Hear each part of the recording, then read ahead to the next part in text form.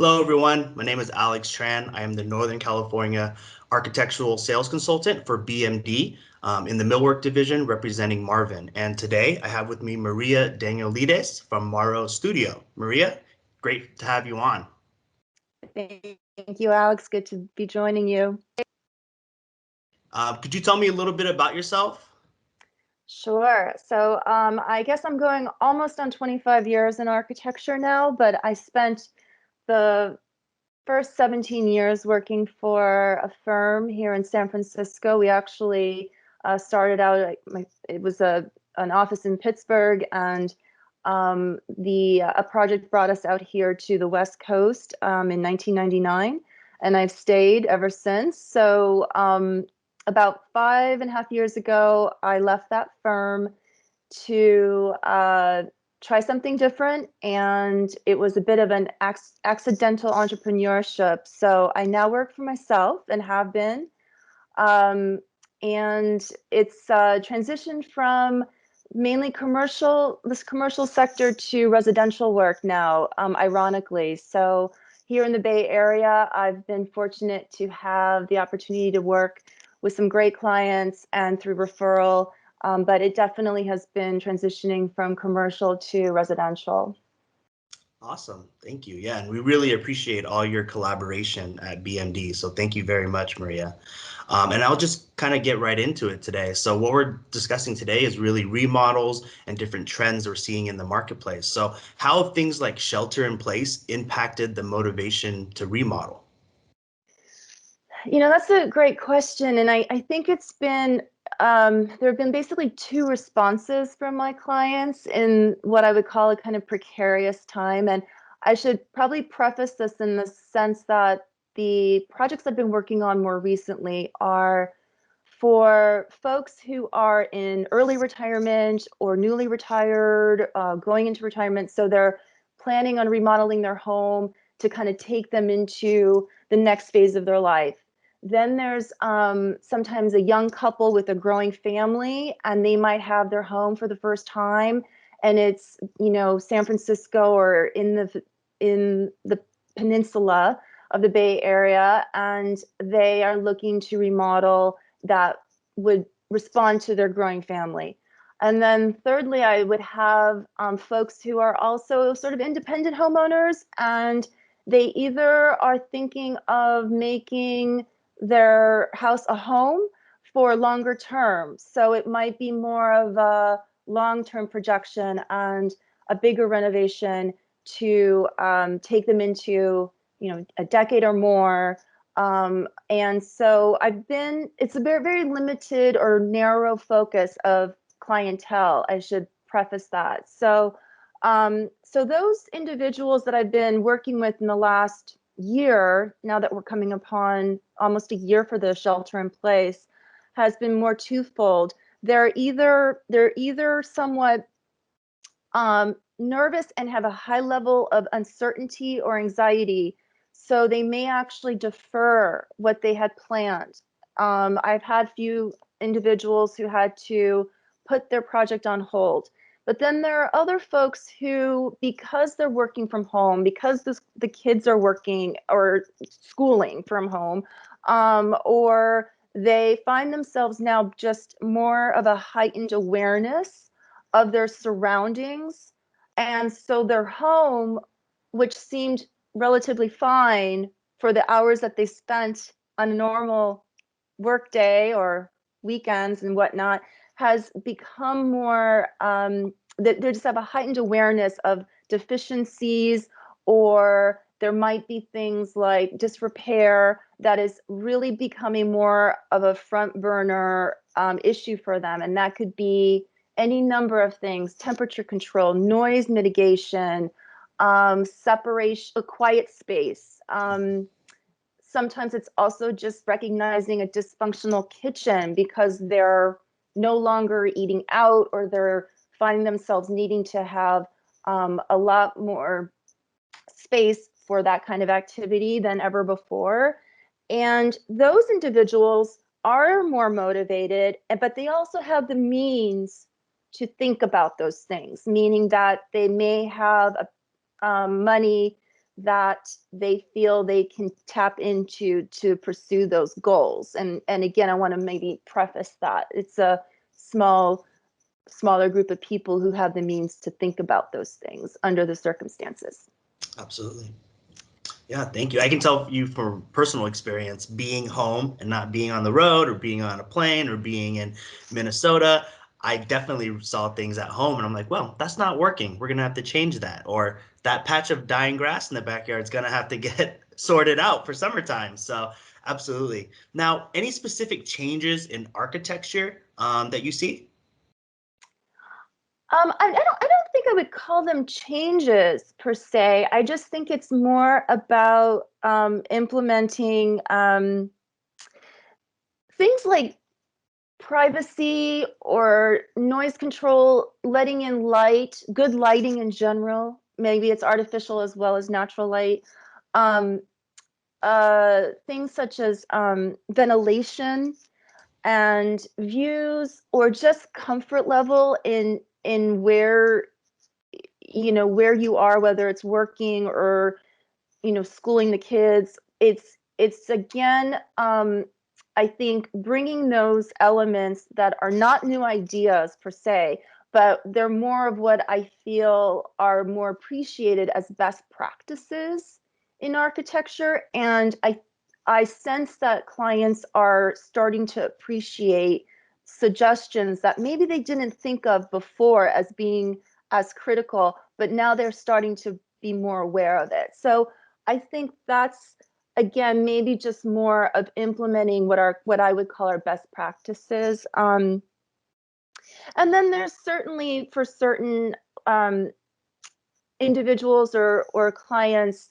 they're focusing on spaces that maybe they don't have right now, such as getting that proper game room to escape with the family, or maybe they do need a glorified office space in their home, because if they're in tech, they may actually feel like they're going to be working from home forever, because that seems to be a trend in their workplace. But I do see that there's a focus on sometimes spaces in their homes that are additive in nature or modified relative to those things that I mentioned before, which is a heightened awareness of deficiencies Mhm.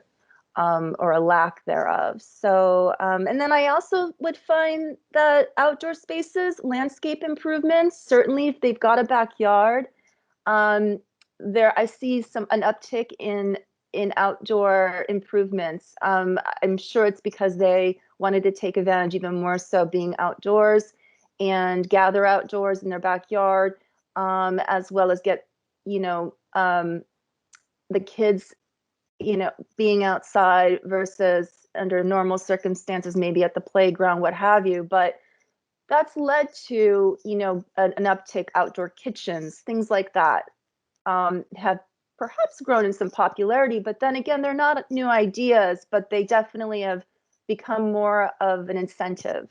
Mm, yeah, understood. Now, with the current climate, and I mean, real estate wise, we're at a record low, I believe, interest rates. Do you think there's kind of a rush to remodel? People are refinancing and putting money back into their homes? That's a great question. I haven't had a lot of real specific examples of insight into that, but I'm going to make some guesses perhaps, or share some impressions on that. I think there's been, not necessarily going back to the first kind of question about whether they're motivated to remodel. Some people are actually feeling like they're not in a rush to remodel. They may be considering it, but they're also you don't want to live in place during a big remodel. So they're considering like where they would be when all this work might be taking place. So I think that kind of doesn't necessarily rush them into anything, but um, I would suspect that the low interest rates are an incentive, for sure, if there's construction loans or things of that nature. And then I I think related to interest rates, I might even call out the fact that I've been seeing more first-time home buyers or homeowners. They're trying to get into the market for the first time because of those low interest rates. So they're shopping around in the Bay Area for a home or to buy a home. And I have been seeing more people approach me in that capacity as well. And so what they're finding though is that they most likely are looking at something that may have fallen into disrepair or may need some upgrades. So they definitely need to factor that into their budget. Hmm. Now, something I've seen as kind of a trend since the shelter in place was an increase of accessory dwelling units, ADU projects, and within the Bay Area. Have you had any experience with that? I have. Are you, but you're seeing an increase during the last year? Hmm. Okay. So accessory dwelling units became more popular prior to COVID, especially in the Bay Area, because there was an incentive because of our housing crisis, for one, that our own, not to get into the weeds too much, but our own planning department and our own building and planning departments here in the city took initiative to promote accessory dwelling units where they may not necessarily have been permitted for zoning beforehand. Hmm. So there was some incentives and prototypes of um, to to get folks thinking about that or legalizing something that may have been illegal before, whether it was an extra in-law or a space that was an apartment but just needed to have proper modifications done to bring it up to code. So I was doing those maybe 5 years ago, actually, and seeing that uh, trend, I guess we can call it, basically through folks though who have a very conducive property to undertake that as an option, because it's not an easy thing. It shouldn't be underestimated that it does take quite a bit of planning and design execution to make those accessory dwelling units work. And so I did do like a couple of those types of projects here in San Francisco within the last 5 years. And it was mainly also because folks really find the incentive to have passive income. But I think it probably also at times had a sense of being multi-generational in nature, so that I do get clients who also want to think of it as initially maybe an extra guest room or space of that nature um, for friends and family to visit, but then it can be something that they want to build in so that it legally is an accessory dwelling unit and not just a guest room, so that they have a choice to move forward in renting it, or perhaps somewhere down the road, mom or dad come back and live with them and want their own separate space. Or I could also see the adult child coming back from home, back to home from college or between jobs or what have you. And that also is a reality for, I think, probably a lot of people in the last, not just COVID, but probably in the last 10, 15 years, since the recession even of 2008. So there's good long-term strategies related to those ADUs, but they're not simple by any means, and need proper planning, and they're not inexpensive, especially in the Bay Area. And so it is a long-term investment. Thank you so much. We really appreciate your time and your input for our Mm-hmm. remodeling and trends webinar. So thank you very much for your For time. sure. Maria, I will speak to you soon. Have a wonderful day. For sure. Thank you so much, Alex. Talk to you later. Welcome. I'm here with Andrea Holmes with Therma-Tru Doors. She's the National Account Manager for Therma-Tru. Welcome, Andrea. Appreciate you coming on and spending some time with us. Thank you for having me. So give us a little background about yourself. Tell us who you are, what you do for Therma-Tru. Yeah, so I'm the national accounts manager, really focused on the remodeling and retail channels, and live in Nashville, Tennessee, and have for 20 years, and have also been in the industry for about 17 years. So been through a few things and seen some ups and downs, definitely. Yeah, and this is obviously a unique time for all of us right now, and I know you're seeing a lot of that. But let's just jump in right away and just talk about the remodeling and the trends that are going on there. How do you see the trends going in the remodeling? Do you see it stronger now because of COVID and the resulting economy? That was always my fear is stepping into this year knowing what's coming and thinking, wow, things are really going to lock down. It's going to be a tight year for us, but we saw it a little differently. What are your thoughts on that?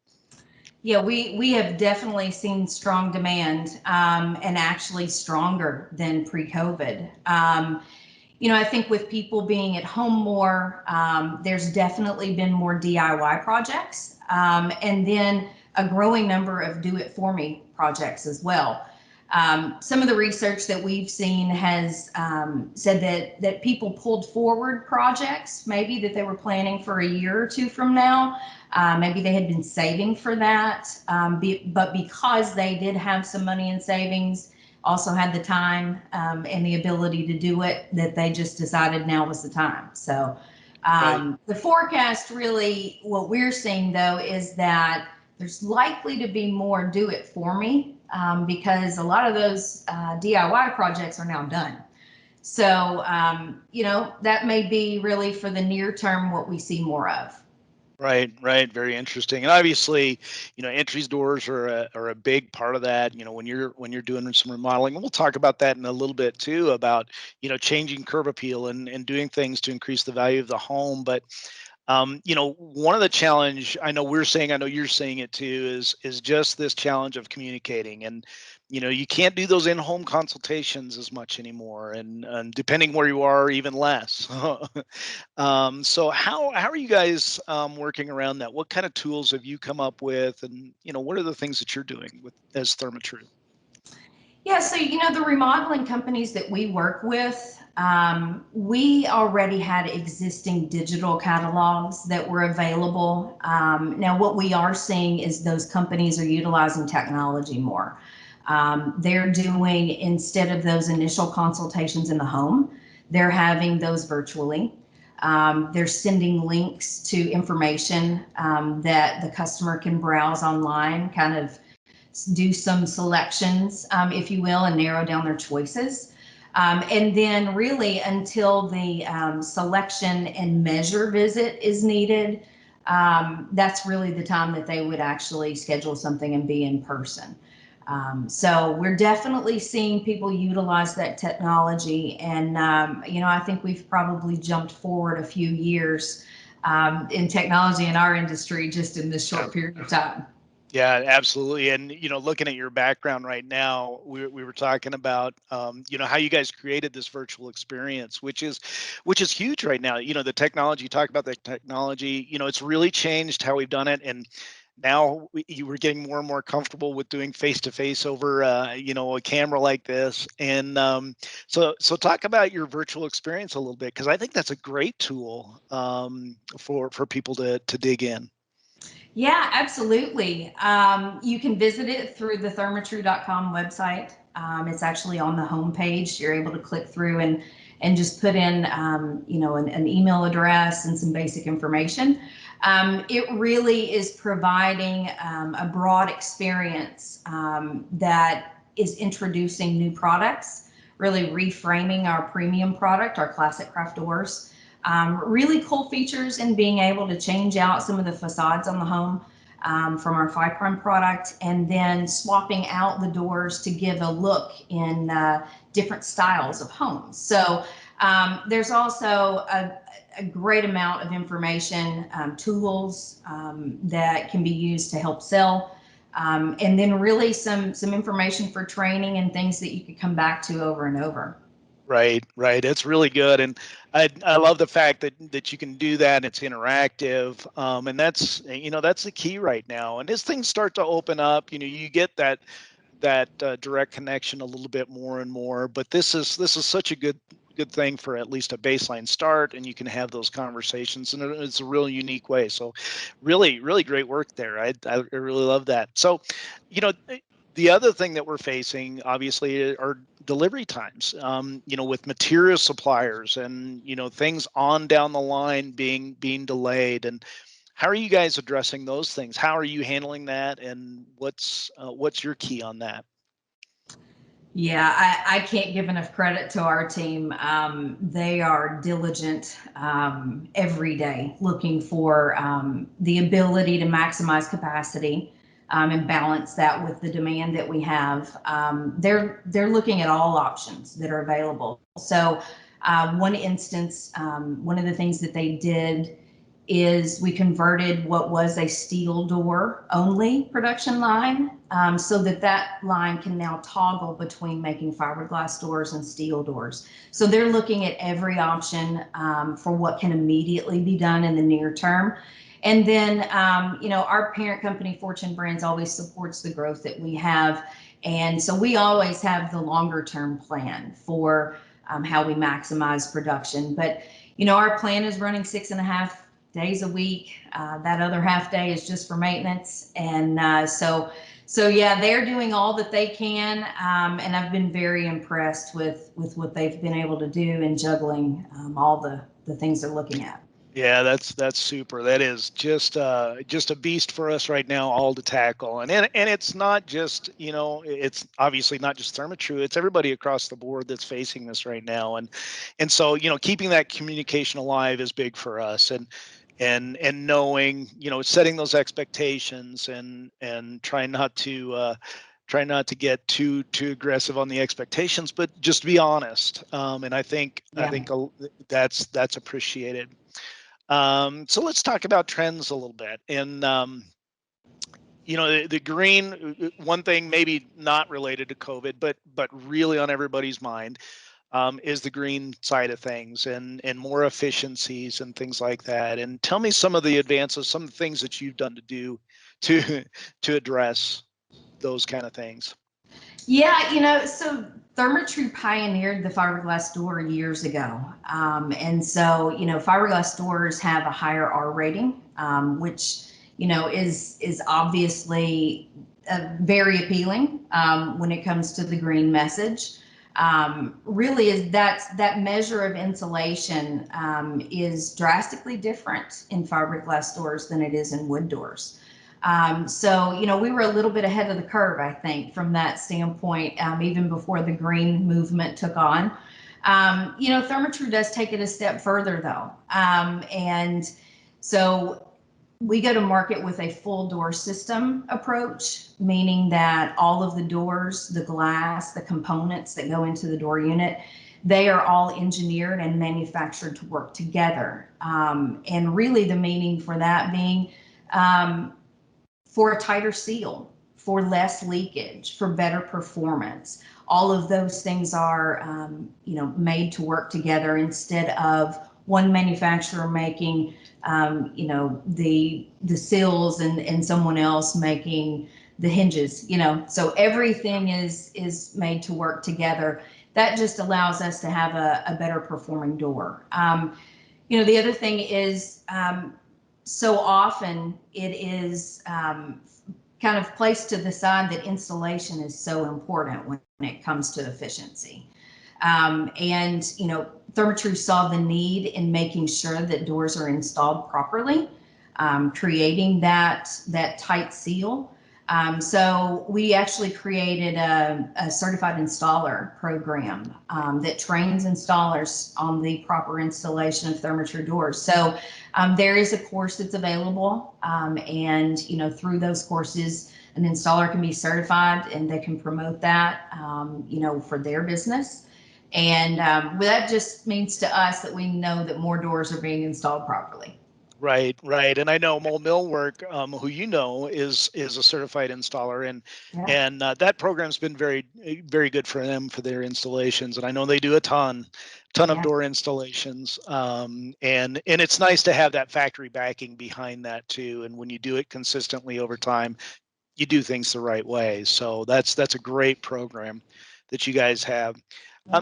The other thing that we talked about a little bit was going into remodeling, some of the trends we're seeing is people are remodeling their space now. They're building their castle. Their castle is their home, and we're stuck here. We want to do something different. But there's an investment with that, and price always comes into it, and that's always the debate. What do I want to spend on this? But I think you guys have some great statistics on what the value is in doing an entry door and the curb appeal and things like that. So let's talk about that a little bit. Yeah, it's interesting. Thermatru completed a proprietary study in 2017, and the response, the research showed that a new Thermatru door can increase the home's perceived value by 4.2%. So on average, that is $18,750. When it comes to curb appeal, that front door is such an important part. And clearly you're not likely to have the cost, be around that $18,000 range. So you're getting a great return on making a replacement in that area. So it's very important that, and the perceived value being that anyone can drive by the home, and that's what they think that value is. So Yeah, yeah, and I think you quote a stat. We may show it here, but it's the improving curb appeal is one of the top 5 most valuable upgrades you can make, and that's from the National Association of Realtors. So that it seems like such a simple thing, but it's not always thought of as that impactful. You think about people doing drive-bys, and you drive by a property, or everything's online now, and you see that first picture you see is of the front door and the front face of the house, and it becomes so key to that. So even as we see the trends, of people remodeling and doing things inside the home, that's a great addition to it as well. That it's an investment for down the road when they are ready to sell, they are ready to change, whether it's upsizing or downsizing, right? yeah, Yeah, absolutely. yeah, Yeah. absolutely. That's great. Andrea, this is great. We've got some great information here, and we'll share this information as well on the website.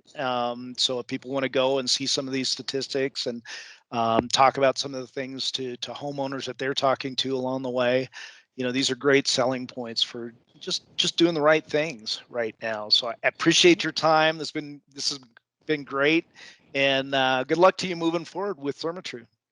Thank you so much. Appreciate it. All right, I'm here with Eric Mason, and he's the architectural marketing manager. Excuse me, let's try that again. All right, I'm here with Eric Mason now, and he is the architectural market manager for Marvin. And Eric, thanks for joining us. I really appreciate you coming on. Thanks for having me, Mark. Glad to help. It's great. So tell us a little bit about your background. Where do you come from? What's your expertise? Well, Mark, I grew up in southern Iowa, so I was a son of a shop teacher. Always grew up working with my hands on summer projects while he was on a summer break. So just naturally took a liking to being involved in the trade, and moved into the contracting world as I got out of school. And then as time progressed, I went to work as a millwork sales rep. Got involved with windows and doors, and ended up working for Marvin. So I live down in the Kansas City area in a little historic town called Liberty, Missouri, on the northeast side of the Kansas City metro area. And it's good for me because really my background is, my passions are historic preservation. I'm really involved in historic work, along with new construction builds that we do, supporting architects. So I kind of still get to get my hands dirty and get involved with some design elements and some construction elements, and yet be able to go home at the end of the day and hang my hat. Yeah, it's great. And I know you work with Kansas City Millwork and Moehl Millwork quite extensively down there. In fact, you get a little history with Kansas City Millwork. And We appreciate all you do, and this will be a great conversation from a perspective of manufacturer and what Marvin is doing and what you're seeing. So let's just jump right in and let's talk about some of the trends that we're seeing. One big thing, especially that we see with windows and doors, is these indoor outdoor spaces, and let's just talk about that a little bit. What are you seeing that's kind of evolved with that? Yeah, we see with the design community really wanting their clients to be able to blur the lines from the inside and the outside. These large scenic doors where you're opening up a space, maybe it's right to a patio or a lanai, and just being able to enjoy the outdoors, but yet not be in the outdoors. Maybe it's a screened-in structure. No lips or very low lips on the doors, so you have a seamless transition from the floor to your threshold, or your door out to your deck, or whatever that space is out there. So we do see a lot of that. Here in the Midwest, people like their fresh air still, so it's nice to be able to maybe unwind, or maybe you do a Zoom or a Teams meeting from your lanai area out, enjoying the breeze as the weather's warming up. Yeah, that's right. Yeah, and I guess it always changes. It's a little more seasonal for the Midwest as it is in California, but we're seeing a lot of that too, and just it seems like obviously California and these warmer climates, and maybe even Dallas a little bit, and except for the humidity maybe, but they're used to opening these things up, right? But you're seeing more of that down in the Midwest. We are, we've got some, these larger format doors with screen options too. And that's the biggest thing is, being landlocked here in the Midwest, we might see a picture from Howe's of this gorgeous West Coast house with, this ocean view, whereas we don't have that. But apparently we always joke they don't have bugs out in the West Coast either. The bugs all stay here in the Midwest. So it's really important to be able to open up that space, but yet have a screen to keep those bugs out. We do get a fair amount of bugs. Yeah, those and the spaces are just beautiful now, and and people, we talked a little bit about people being more confined now, and some of these stay-at-home orders, and no matter how you feel about that, sometimes that's a real challenge for people. You got the kids at home, you've got you at home, you're always at home. So what's kind of happening with that? How is that changing the remodeling side from your perspective? Well, we've also seen, some of these large scenic doors going in, but also maybe it's that when it comes to a remodel, there might be an addition. Maybe it's an outdoor studio that's not connected to the home. You could see maybe it's time to add that garage and then put an office space or a workspace up above that, or a meditation space, just some place to get that separation that maybe you typically got from going to work, or from the kids got from going to school. We all love our families, those of us that have them, but sometimes it can be really hard in the same room all the time. So just getting that separation and that be able to focus on your work and get the task done at hand is been top of mind with a lot of our conversations lately. Yeah, I agree, and we're seeing that as well. And I think the other thing that we think about when we think about the trends that are happening now is some of the consciousness of the green, and maybe it's not so much green as it is the efficiencies. Maybe it's both. Of course, California, they've got some restrictions on that you have to comply to, but the Midwest doesn't really have those. But we're seeing some of that too. So talk about some like the air quality issues and things that you've seen on that side of things. I do get to hear quite a bit about homes are so much tighter nowadays. There's techniques to open them up. The windows and doors are more high performance. They're using items like a closed cell insulation, where now you're putting an air exchanger in to help bring in some of that fresh air. Whereas the old balloon framed homes that would quote unquote breathe, you had a little bit a better air quality to them. Now, the dead of winter, those balloon frame homes get really dry because you're not holding the humidity in that the mechanical system is creating. But you're seeing a lot more of that conversation, and then you got to have the fresh air that gets introduced. It seems like we still see a fair amount of people here that want to open their windows and bring in that fresh air when it allows. You get a lot of cooler nights during the summer. Even you can open up, ventilate, and then help control humidity. That's the biggest thing, is keeping the humidity down. But having that fresh air is still very important. Operating windows and doors that bring in fresh air is still always, almost 90% of our conversations, somebody brings it up. Right. And we had a conversation a couple of months ago with a builder in Colorado, which is where I am, and he's building up in Castle Rock, which is you're up around 6,000 feet, 7,000 feet above sea level, the first thought is, they wanted to do an indoor-outdoor space, and they wanted to open it up. And he's like, and he got a lot of feedback. No, you can't do that in Colorado. You can't. But even here, we get mild weather in the winter, and certainly in the summer, there's good opportunities there too. So I think we're seeing that in a lot of places as well. But one word that you and I talked about a minute ago was embodied energy. Talk about that, and how's that impacted? What does Marvin? How does Marvin play a role in that? Well, it does seem like when people start talking about a green building technique or being more environmentally friendly, the one thing that we discuss is the embodied energy with our fiberglass products. You start comparing it to maybe a vinyl, which is a petroleum-based product. Fiberglass comes from silica, basically. It's a base component. So plenty of silica available around the world, and it's a green building technique. I mean, you're forcing some products into a die, creating exothermic heat, and then it's coming out a pultruded piece of fiberglass. So we're not taking that out of a petroleum-based product. We're not shipping that on containers around the world to be recycled or remelted. And so it's a very environmentally friendly way to build a window and door. If you think about fiberglass too, it's the same component as glass. So any of your expansion and contraction rates are virtually identical. So we've really kind of engineered any seal failures or issues you might have down the road, especially with these bigger door openings that we're asking you to do nowadays. It's good to have a nice stable product that won't move in the between the hot and cold cycles and winter. Right. And that's great, because you've got it from both sides of that too, right? You've got the efficiency side from, when it's installed and when it's performing in the home, but you've also got it on the manufacturing side, and you've got those green aspects of that you just talked about of the fiberglass. So that's great. And maybe the last thing, just a little touch on, we talk about the oasis at home, right? We talk about people are remodeling, and we're seeing a little bit of this shift where they're not necessarily looking for a new home build. Now's the time to just stay at home. Let's do something with the home, and we talked about that a little bit, where it's the family all in one place. But in some cases, whether there's a stay-at-home order or just people are trying to confine a little bit more, stay a little bit tighter at home. Now you've got this space that you're staring at four walls constantly. And they're kind of moving in that direction. What are you seeing on that?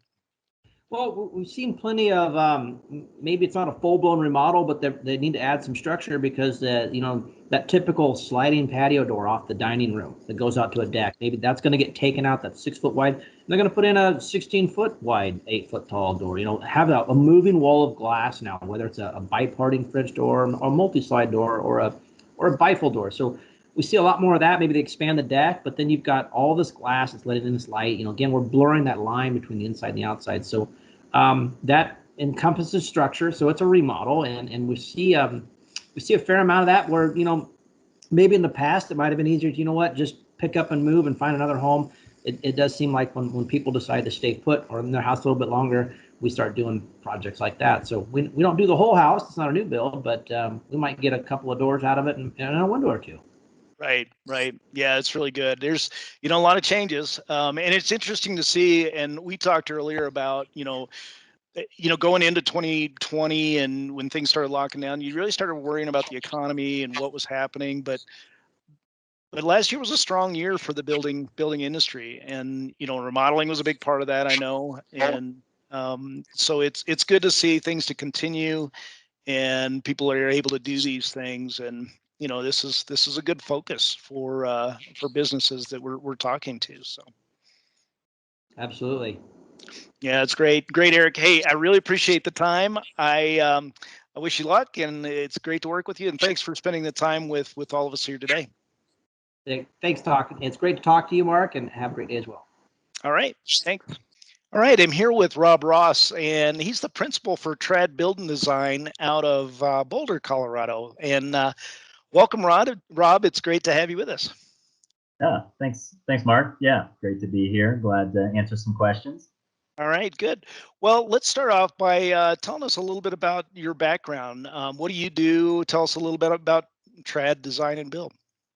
Yeah, so I'm our architect. My business partner is a general contractor. So we are a true architect-owned residential design build firm in Boulder, Colorado. The bulk of our work is remodels and additions in the county, though we do custom work as well, both accessory dwelling units, custom homes in and around Boulder and Boulder County.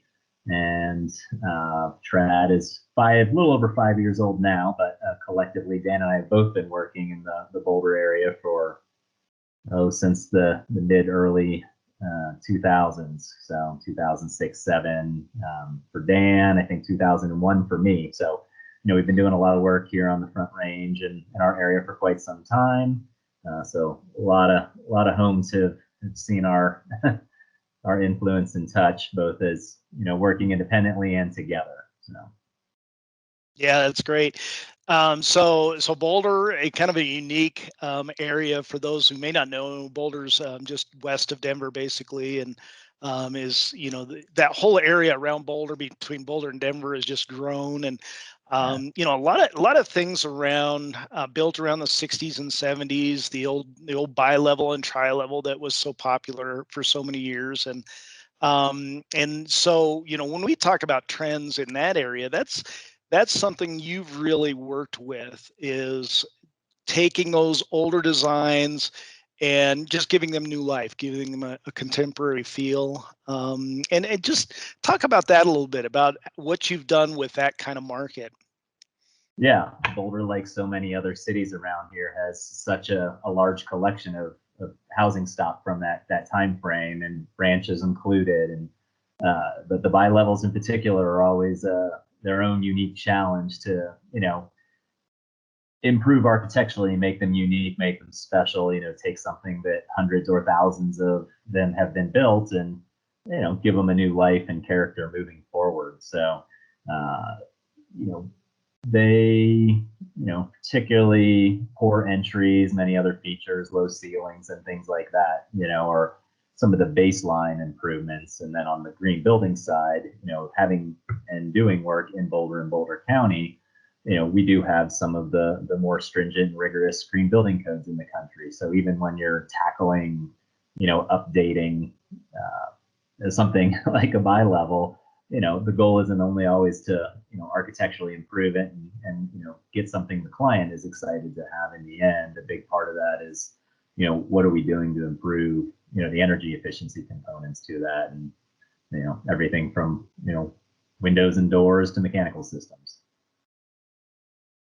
Right, and I know you get into the kitchens as well, and some of the designs with that, and you have your own cabinet shop, and it's just interesting. And some of the things we were talking about today is, how people are spending a lot more time in the homes. They're moving in with their business, with doing business with home. You've got kids in the home more often, and trying to spread out. And I got to spend some time with you last week on one of your projects, and really, you guys did a great job just opening up some of that area, which is, some we're seeing it's coming more compartmentalized, and where we want to section off the office space and give it some privacy. But you opened this one up a little bit, and was that something that that's kind of been a trend that's going along around for a while? Do you see that changing, or is that something you continue to move with?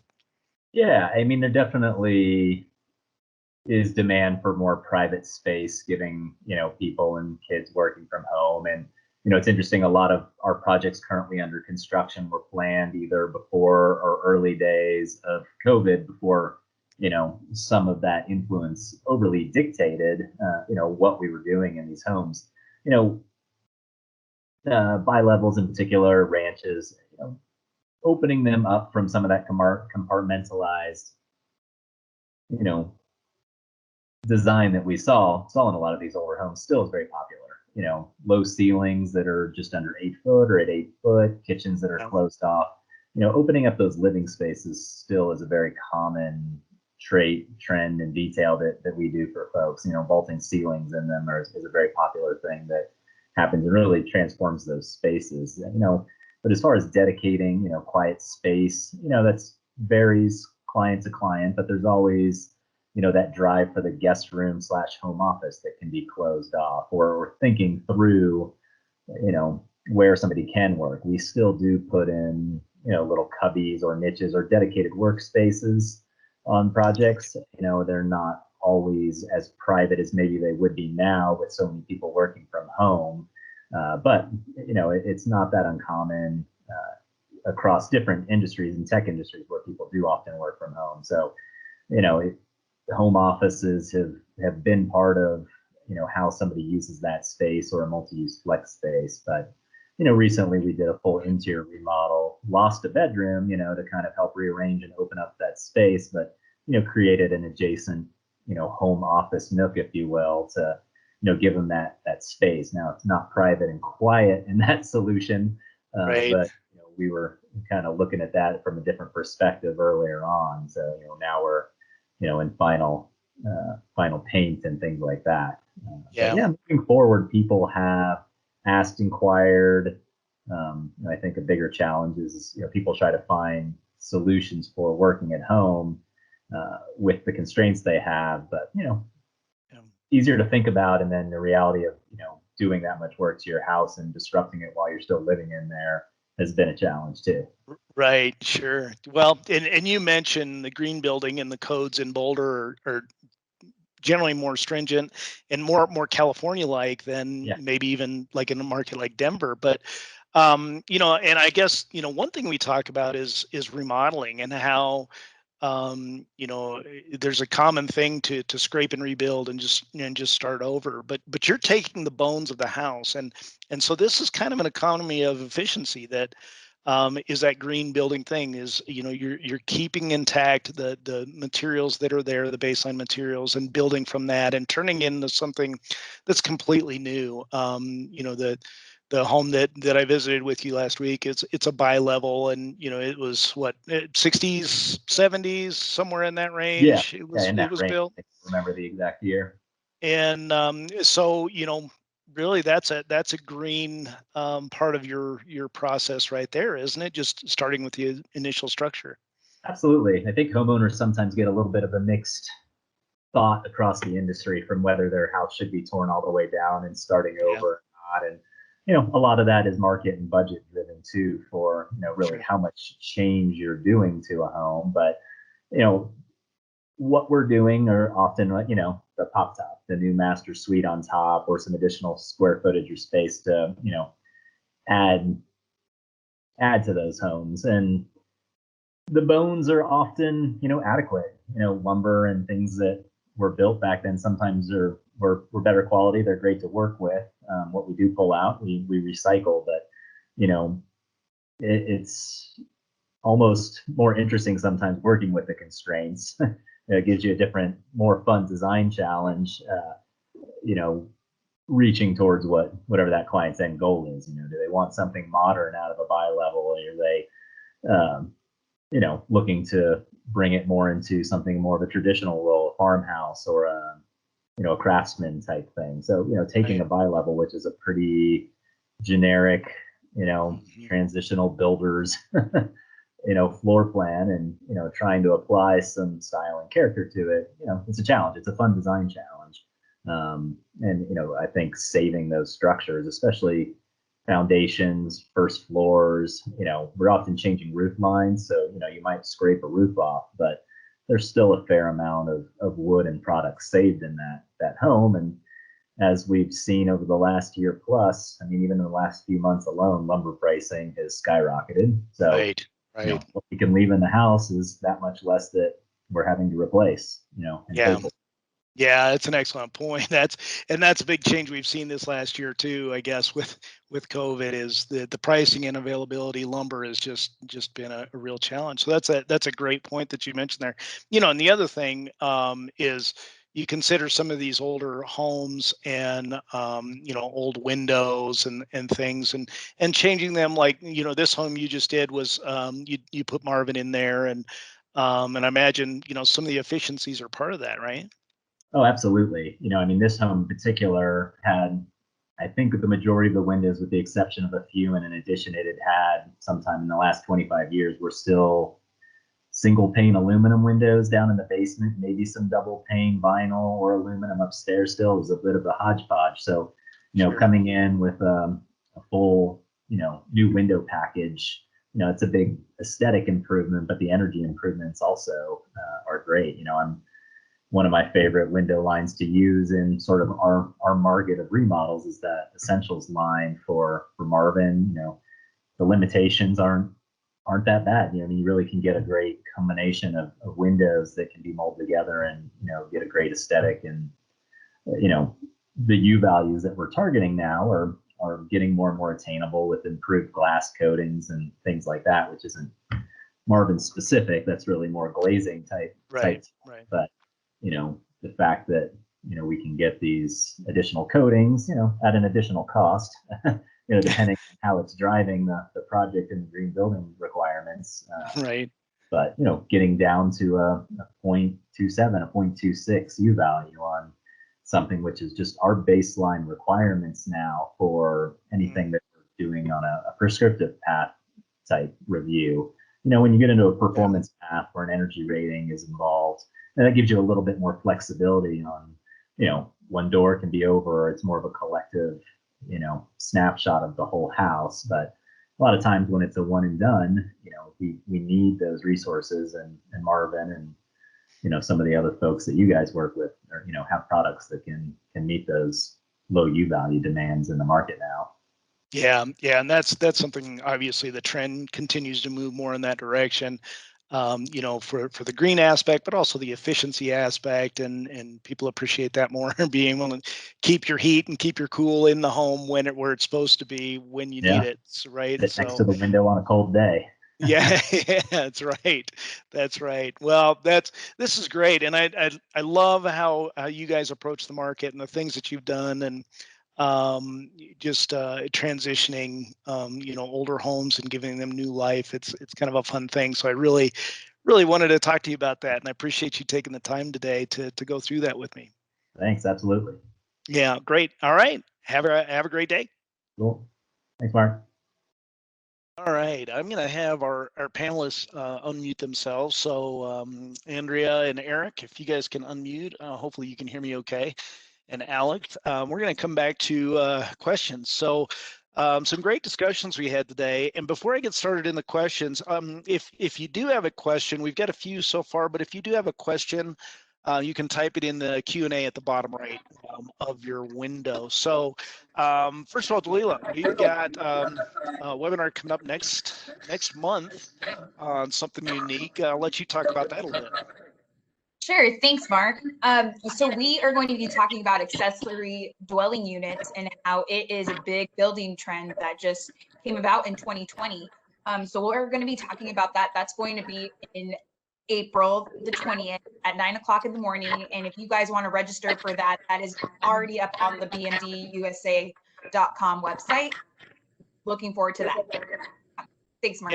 Yeah. Thanks, Dalila. So let's jump in, Dalila. I know we've got some questions. I'll let you go ahead and feed that and see what we can address here. Sure, great. Our first question for all the panelists, we have, in your opinion, what is the #1 remodeling request you are seeing?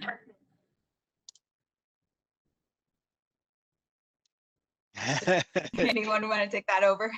I'll jump in. Hopefully you can hear me well, but just as I talked about, it's the large doors. That's still the biggest trend that we see as far as when we're invited to a discussion on a remodeling project, is making the space seem bigger. The existing space, you can make it bigger with more glass. That's awesome. That's really good. Those indoor-outdoor spaces and those large doors, that's a lot of what we're seeing. So, I'm spent a lot of time in the Midwest here. Obviously, Eric, you're in the Midwest, and Dalila, you're in California. Alex, you're in California. But the trend in California, we've seen those big open doors, and get that indoor-outdoor space, and it's really moving to the Midwest. The weather, we can have some mild weather when the months are right. So it is moving that way too. So that's a great point, Eric. Yeah, to add Eric's point, a lot of the indoor and outdoor kitchens, people just utilizing their existing space. A term that I saw coined by Pinterest was a office, people converting their closets into office because we're limited in California. So I thought that was kind of interesting emerging trend. Nice. Yeah, and we're seeing the same. I'm sorry. Go ahead, Andrea. Yeah, we're seeing the same thing. Really an expansion into the outdoor space and doors and products that allow to do that. And then really actually taking that a step further. And we're seeing a lot of composite decking type projects that are being added to the outdoor space, really just expanding that living area. Very good. All right. Yeah, no, thank you. Yeah, we do have a couple more questions. What platforms are you guys seeing when doing virtual consultations? How is with COVID, how has doing the virtual consultations, what are you guys using to do those? For me, it's been about a 50-50 mix of Zoom and Teams. Those have been the predominant ones. Same for me as well. I try to just be flexible, whatever people are more comfortable using. If they would like me to set it up, we use Microsoft Teams, but if a client is more comfortable with Zoom, whatever works best for them. Sure. Same here. Yeah, it's great. Things have gotten a little bit easier. People are getting a little more familiar with things, but yeah, at least the user friendliness of these platforms getting better and better as we go. Yes. Yeah, no, that's good to know. And another question coming in, what type of remodeling tends to yield the highest return of investment for home? I mean, I still, it's always been kitchens and baths are where you get your most money. And I continue to hear that, we're still expanding those big kitchens or doing the outdoor kitchens. So, of course, I don't track the industry as a whole, but usually that's the tidbits that I hear when I'm sitting down with someone. Yeah, and I guess I personally spend a lot of time in the kitchen, so I definitely understand the request for a lot of kitchen and living area remodels.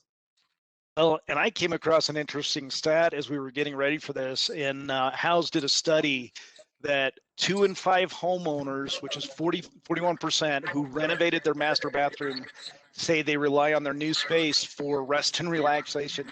So they're creating this oasis to get away from everything. So, that doesn't really speak to the, the ROI on that, but that kind of says what people are doing, right? And bathrooms and kitchens are big. But, Andrea, we talked about the door increasing the value of the home.